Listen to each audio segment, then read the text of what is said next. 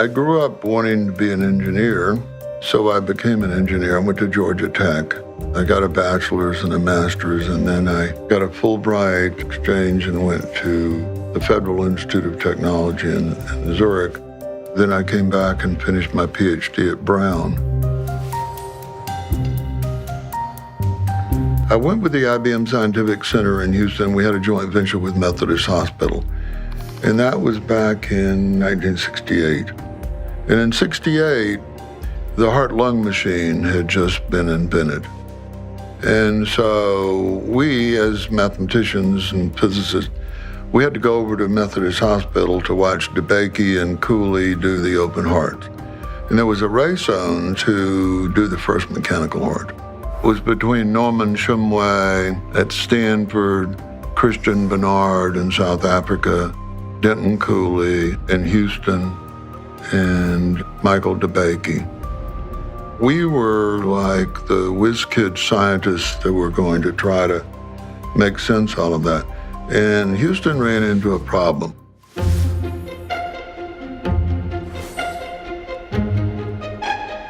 The blood would go through this tube into this machine, and it would come out, and it would have bubbles in it, and it would go back and forth. And the bubbles in the blood are not good.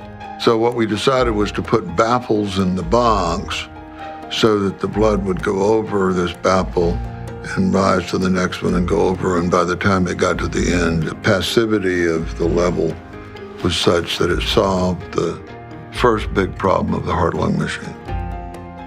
So I became familiar with how primitive medicine was in terms of integration of the sciences into medicine.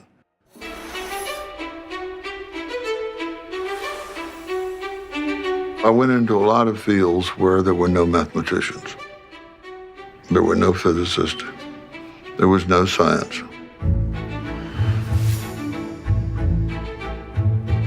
I'm not an expert in oncology and an expert in genomics, and I've hardly had any exposure to molecular biology. So my exposure is looking in at 10,000 feet, 20,000 feet, at what they're all doing and the incremental progress that's being made, and thinking, could we do it differently? That's good, since I'm not burdened by a degree in molecular biology, so I can do that.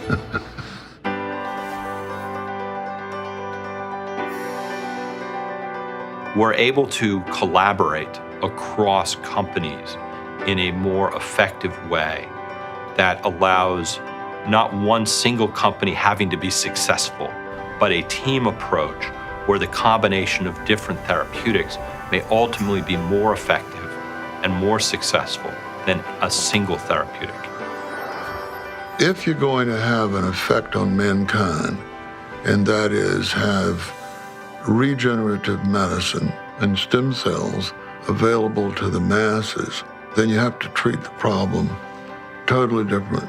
Why wouldn't we use our body to heal our body versus going and spending $100,000 for a drug that is a chemical that is alien to the body, that has side effects of unknown amounts? So the whole goal of this is to come up with a clean way to cure your body that is safe.